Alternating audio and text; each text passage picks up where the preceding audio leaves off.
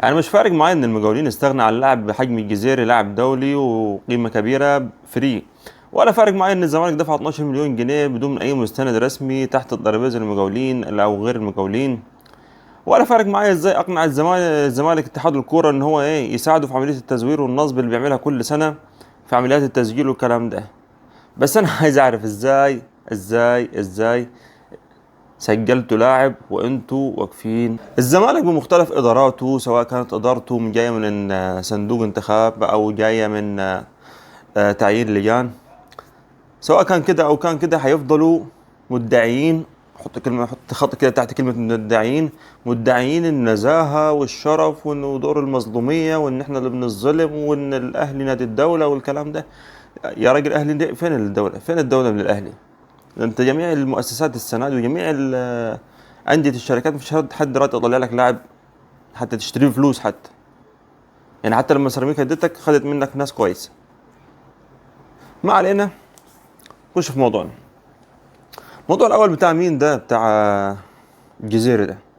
والله ظهر في الأول إن في نادي اتحاد بن قردان والأفريقي التونسي قدموا مطالبة للفيفا إن إحنا والله العظيم لينا فلوس في عقود نسبة بيع بتاعت الجزيري.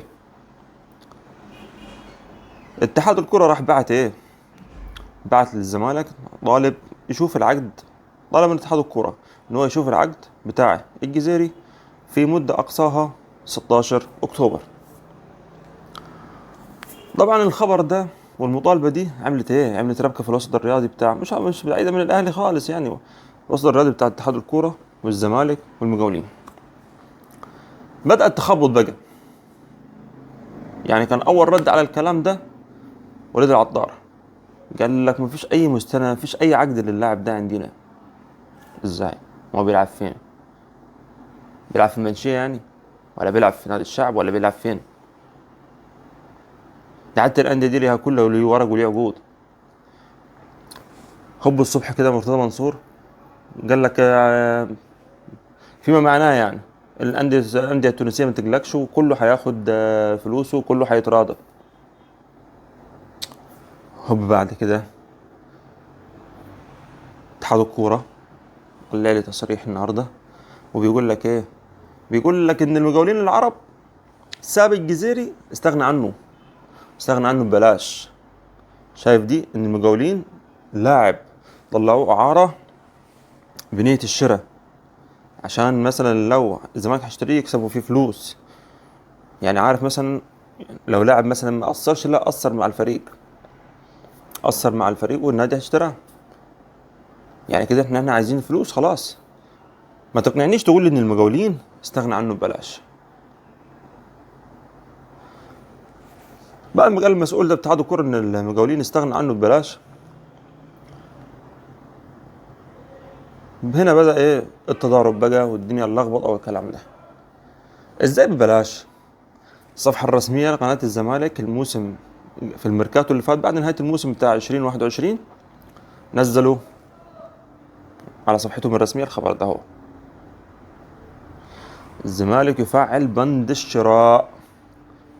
بند الشراء وليس تعاقد مع لاعب حر. معنى كلام اتحاد الكوره ده ان الزمالك اتحاد الكوره داخلين في لبستين. اللبسه الاولى ان هم فري اتعاقدوا مع لاعب فري وقيدوه. انت ازاي بتقيد لي لاعب وانت اصلا ممنوع من القيد؟ فهمهاني دي. لاعب عندك انت ممنوع من القيد، ما دام اللاعب فري خدته فري كده، انت عملت عقد جديد، تعاقدت مع لاعب جديد بس بتسجله. ما تعرفش امور ماشيه كده في النادي ده واتحاد الكوره. مش عارف اتحاد الكوره يعني ايه فيه مع الزمالك يعني اتحاد الكوره ده يعني مش هنقول يعني يعني دي اتنين اتحاد الكوره دخل في الموضوع. اتحاد الكوره بتاع احمد مجاهد والاتحاد الجديد ده بتاع جمال بيه علام. فكده انت في لبستين. اللبسه الاولى زي ما قلنا سجل لاعب فري. التانية بقى الفلوس اللي اتدفعت دي تحت اي مستند وكده يعتبر إهدار مال عام، كده يعتبر إهدار مال عام.